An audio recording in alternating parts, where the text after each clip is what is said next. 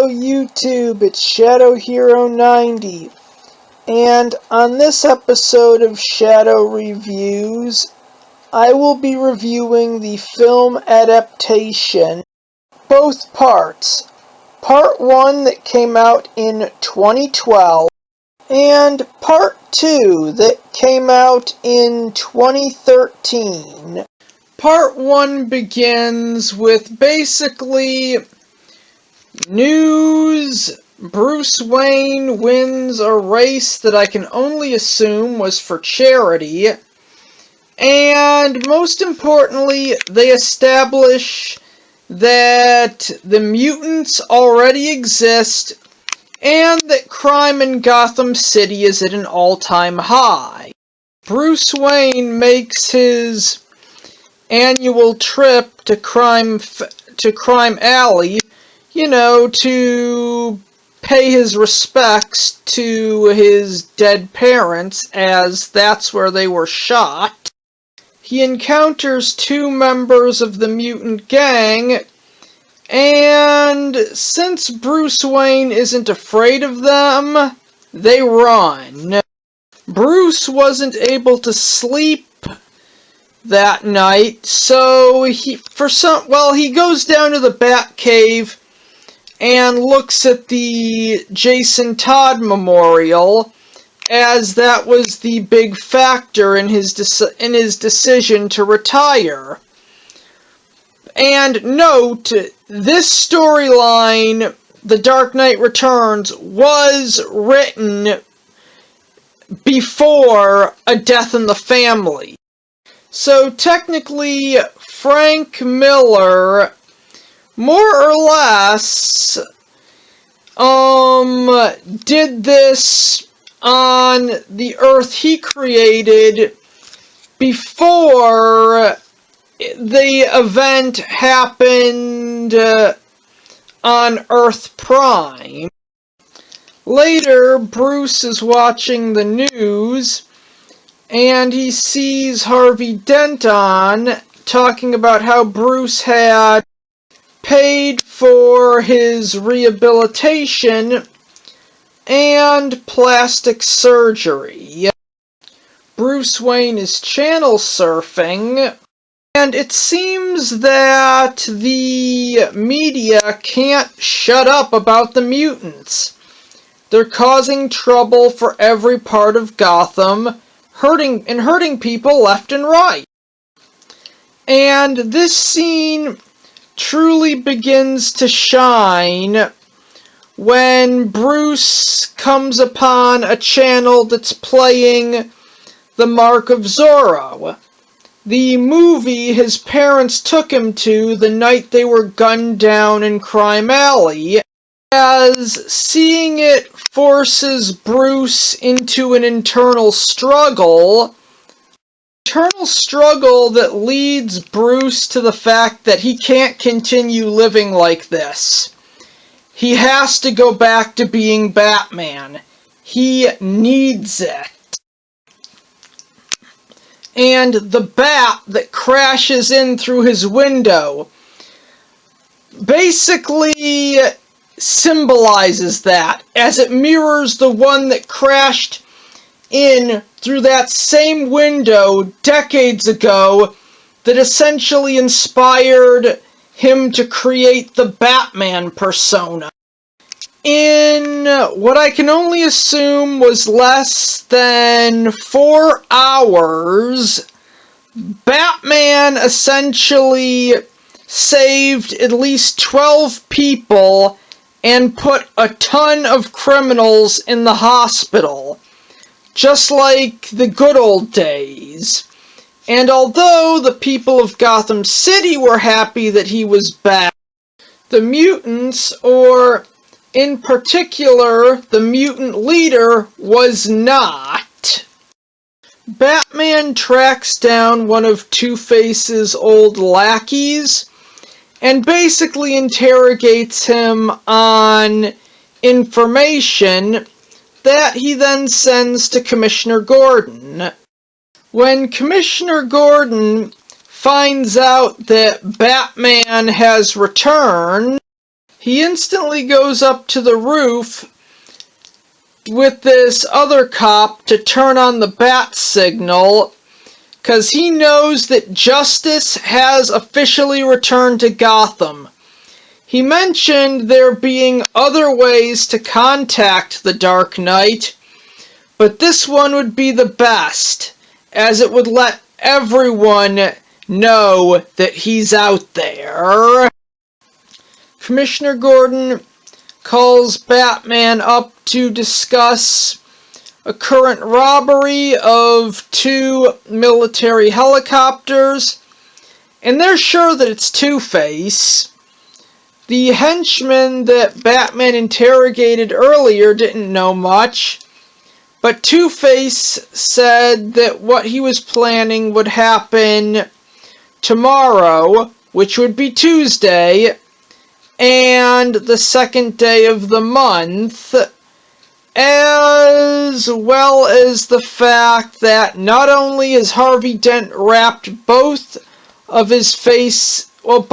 sides of his face in bandages, Two-Face apparently no longer needs his coin, as when Batman found it, both sides were now scarred, symbolizing that, yeah, the whole rehabilitation of Harvey Dent thing did not go over well, and Batman is going to have to bring him in once more. Commissioner Gordon then brings up the fact that Batman can't just bring Two-Face in and that would be the end of it. He would have to fight the mutants as well, which is the reason why Batman came out of retirement and admits that he fully intends to. Batman foils Harvey Dent's plan, and a fight ensues. And as it turns out, yes, Bruce Wayne did pay for Harvey Dent to get plastic surgery to have his face fixed, but inside, Harvey Dent was still insane. That shrink was basically a brain-dead clown who didn't know what he was doing. And in the end, Harvey didn't care about getting the $2 million. He just wanted to use the 2 bombs to blow up Gotham City and basically kill himself and everyone in it. Dent actually, he basically breaks down in front of Batman, basically saying that he saw this as just one big sick joke, that the world was playing on him, that everyone was laughing at him, pretending that he was normal, even going so far to say pretending he looked normal, implying that everyone around him, they weren't going to give him a second chance and still viewed him as Two-Face, even though, well, part of the one half of his face wasn't scarred. And, well, for more symbolism, they alter the perception a bit so that both sides of Harvey Dent's face look like they did before the plastic surgery, completely scarred up. Okay, so at this point in the movie, Batman has long since inspired Carrie Kelly to get her own Robin costume and basically try to help fight crime as the third Robin. With Two-Face no longer being a threat, Batman spares no time in ripping apart the mutants. The mutant leader said in a press release that, or at least on a tape that he sent to the Gotham News, that he would personally kill Batman. Batman interrupts a rally held by the mutants in this giant tank-like Batmobile. Like in the graphic novel, they fire rubber bullets at the Batmobile, but it does nothing to pierce its thick tank-like shell. And the Batmobile actually blows away a lot of the mutants, with Carrie Kelly, the soon-to-be third Robin, helping Batman before he can even realize that she's there. Batman then grapples with the mutant leader, but the Dark Knight is still a bit rusty, not really doing that well, but then Carrie Kelly jumps in, blinding the mutant leader long enough for Batman to throw some kind of goo grenade in his face, and they can escape. Robin is able to get Batman back into the Batmobile, which is put on autopilot to return back to the Batcave. Apparently, Batman and Robin were able to do enough damage to the mutants that when the police arrived, the bulk of the mutants were taken in along with their leader. The mutant leader calls Batman a coward on national television, and this leads up to the rematch so that Batman can break the mutants completely.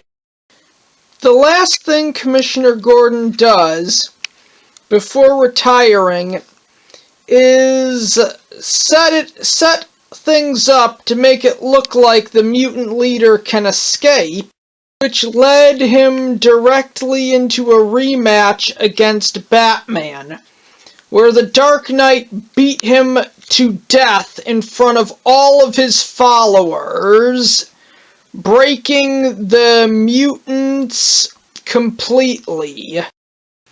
Which leads to the mutants who weren't captured by the GCPD to essentially become this new vigilante group called the Sons of Batman.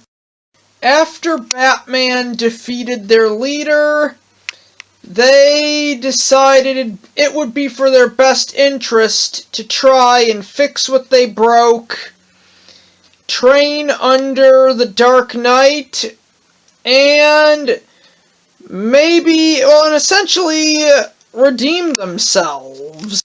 We get the scene where Commissioner Gordon retires, and an ending where the news report about the Sons of Batman actually wakes up the Joker, who is now fully aware that his arch-nemesis is active once again, which brings him out of the catatonic state he had been in for the past 10 years.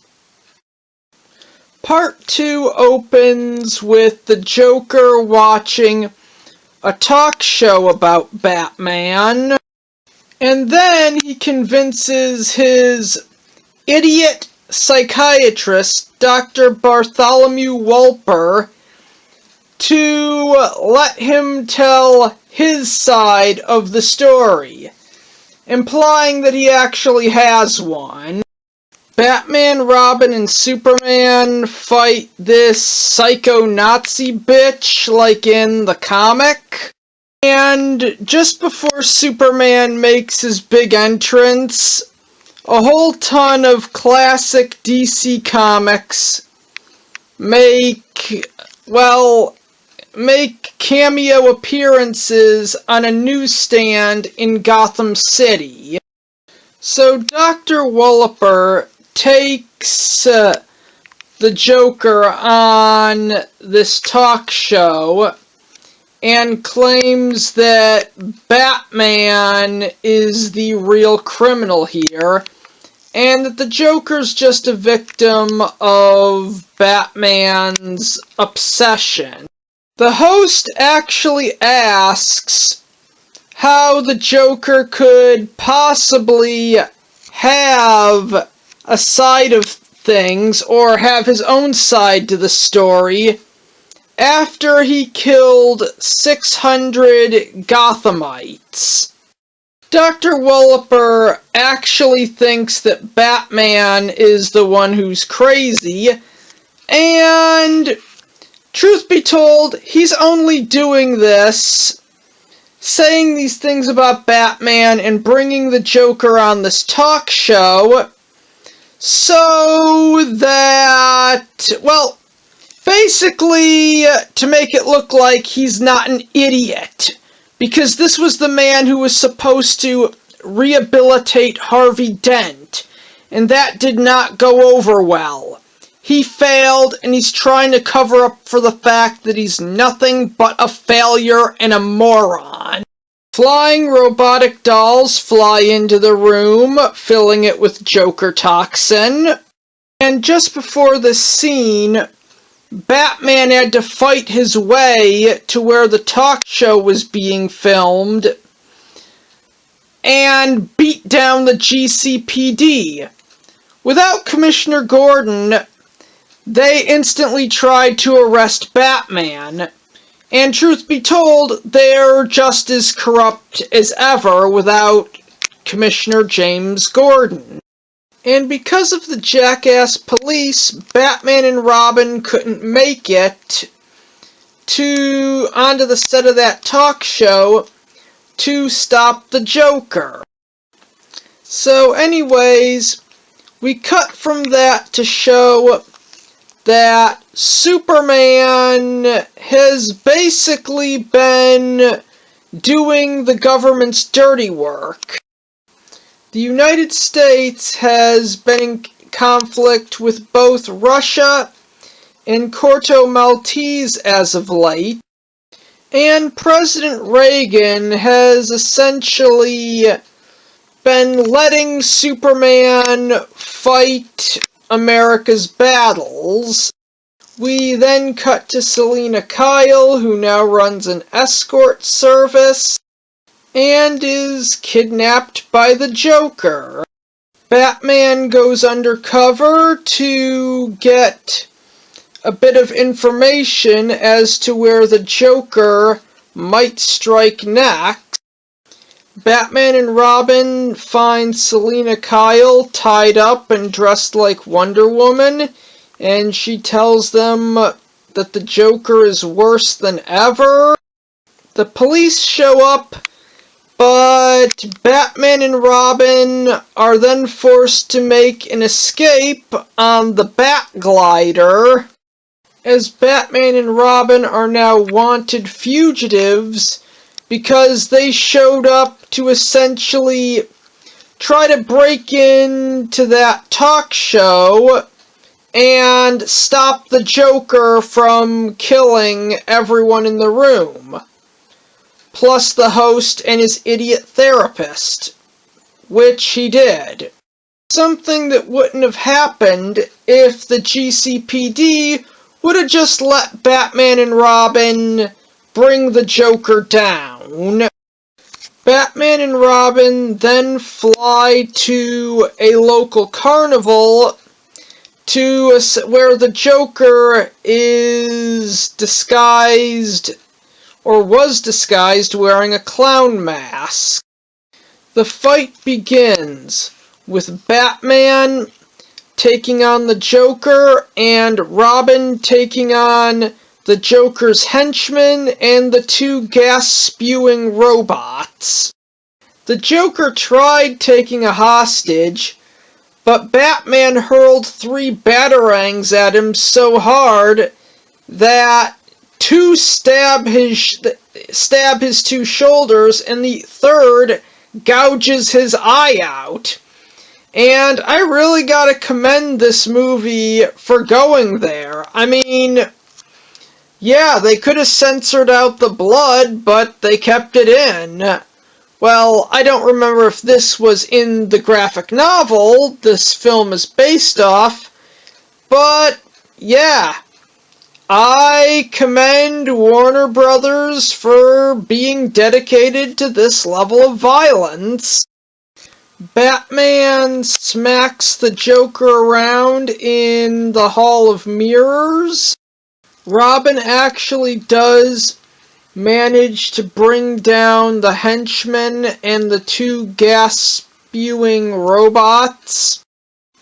The Batman vs. Joker fight reaches its conclusion in the Tunnel of Love.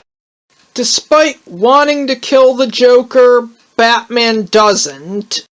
With his last bit of strength, the Joker then snaps his own neck for the sole purpose of framing Batman for his murder. The GCPD show up, but Batman is able to escape by lighting the Joker's corpse on fire as a distraction, and then throwing explosives into the water to knock the idiots in the Gotham police force to the walls of the Tunnel of Love.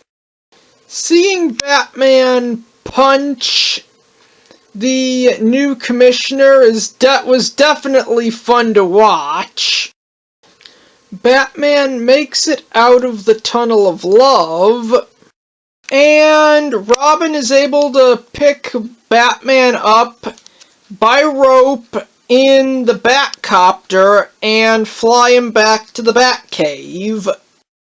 Then, basically, the consequences of sending Superman to fight America's battles finally catches up with President Reagan as the USSR has gotten so desperate because Reagan had been sending Superman to fight in America's battles that they launched nukes at the United States. Superman was able to grab the nuke and fly it into space, but the aftershock does affect, it affects America, sending the country into a blackout. Superman crash lands on Earth, but is somewhat healed by Earth's yellow sun.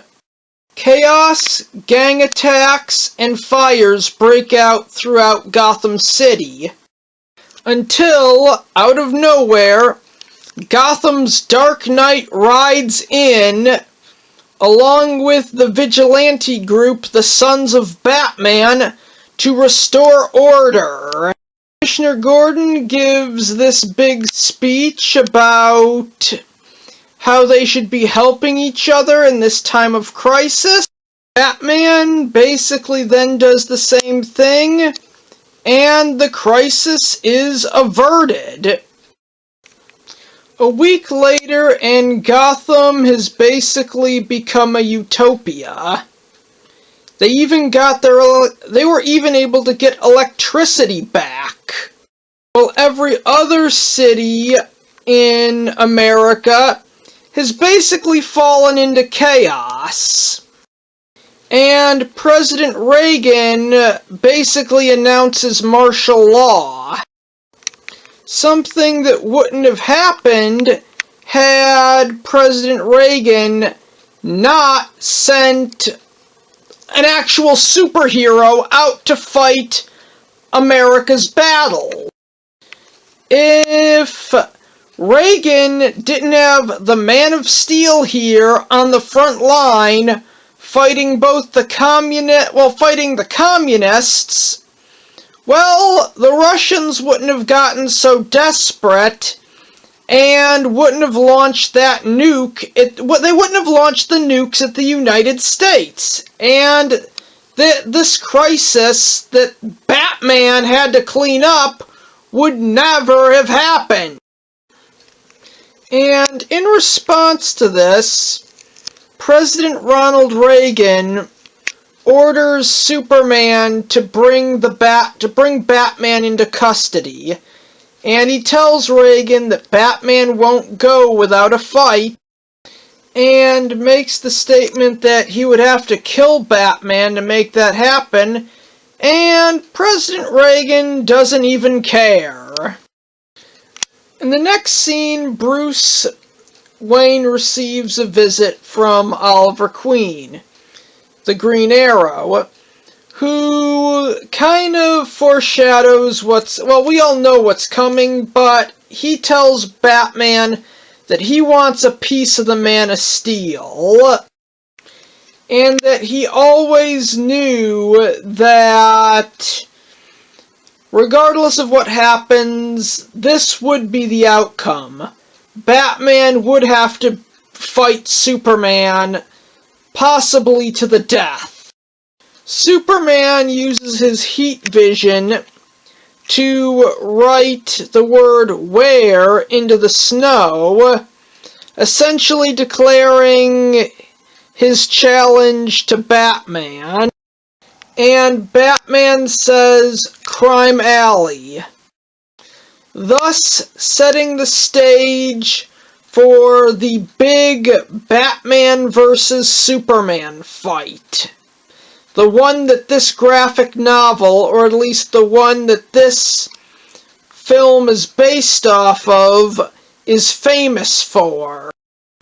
You know, the one that almost everyone feels obligated to pay homage to, and that made The Dark Knight Returns as popular as it is today, as in best-selling graphic novel of all time popular.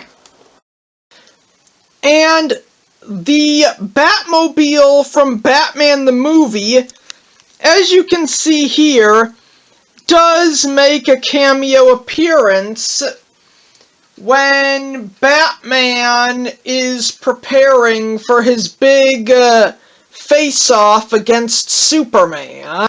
Batman takes this pill that is going to take effect in 1 hour, and then the US military invades Gotham City.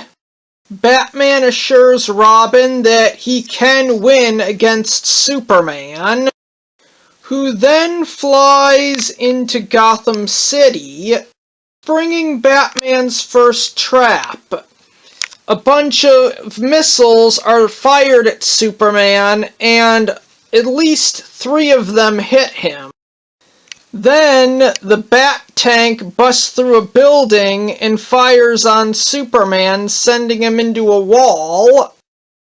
Superman knocks the Bat Tank over and rips it open, only to find Robin inside, when Batman then appears out of nowhere, telling him that to leave her out of this, and that this is between them. And the fight begins. Another thing I like about this movie is that Batman is blunt and obvious when he tells Superman that Superman supposedly answers to authority, but Ronald Reagan only wants Batman dead because he makes Reagan look like a complete idiot. Because Reagan kept sending Superman to foreign countries to fight America's battles. something that made them more and more desperate, and eventually launched a nuclear counterattack that could have evolved the Cold War into World War III. On the other hand, Batman was able to take Gotham, who was put into chaos by that nuclear power strike, and rally the people and turn it into a utopia. Compared to every other city at the time, Gotham is basically it is a literal utopia. And Reagan is just pissed off because this makes him look like an idiot. Declaring martial law was the only thing Reagan could do to keep order. And Batman is completely right when he asks Superman, what kind of authority is that? Because Reagan in this series acts like nothing short of a petty asshole. He basically, in this movie, takes no consequences for his actions, and basically acts like a communist dictator himself. He sends Superman to kill Batman because, in comparison, Batman is the definition of a good leader, where Reagan is the definition of a bad leader. The kind who would send a superhero to fight America's battles while making America's enemies more and more desperate, knowing that they're obviously going to lose unless they take drastic measures. And a man who has nothing to gain, and yeah, in this scenario where Superman is fighting America's battles, our enemies would have nothing to gain, would also have nothing to lose. Meaning that in this instance, i.e. the the nuclear counterattack, the communists will eventually be driven to desperate matters that could easily vaporize the entire planet. Batman and Superman continue to fight, and the nods to the live-action movies don't end in the Batcave, as during the part of the fight where Batman and Superman are crashing through people's apartments, a poster of the version of Superman from Superman the movie, as portrayed by Christopher Reeves, can be seen in one of the apartments in Gotham City that the Dark Knight and Man of Steel crashed through during their epic slugfest. Eventually, Superman knocks Batman onto a construction site, where Batman is able to grab a hold of a wrecking ball by the chain, and he uses it to smack Superman around, which does sound like something straight out of Injustice 1's Versus mode, but I like it. So anyways, then we cut to Robin in the Bat Tank, that's under fire by the US military, as Batman pre-recorded the plan, and she's now hearing it. An actual sniper from the US government has Batman in his sights, when he's then kicked in the head by Green Arrow. Batman and Superman continue to fight as Batman blasts Superman in the face with acid, and then Batman gives the signal to Green Arrow to fire the arrow Batman made for him laced with kryptonite specifically for this fight. Superman catches the arrow as it explodes, shooting kryptonite directly into his face. Batman then tells Superman that what he just did took years and cost a fortune, but he had both. Batman then beats down on Superman, and he gives him the iconic speech from the graphic novel.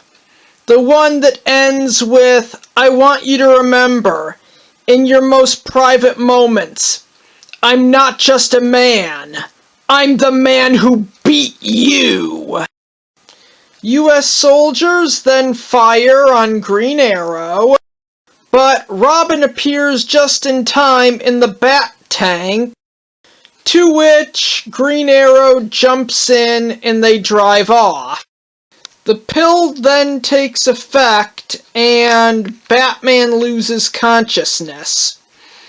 And seeing this causes Superman to see the error of his ways. So the fact that Batman is Bruce Wayne is then leaked to the public. They have the funeral, where Selina Kyle then tells Superman off for showing up and accuses him of murdering Bruce Wayne. But then Superman hears Bruce's heartbeat and turns around, putting two and two together. He realizes that the nun standing over Bruce Wayne's grave is actually Robin in disguise. And the movie ends with Batman and Green Arrow training the Sons of Batman to be the Dark Knight's army and the vigilante group of the next generation. Part 2 ends with Bruce saying he spent 10 years looking for a good death, but this will be a good life.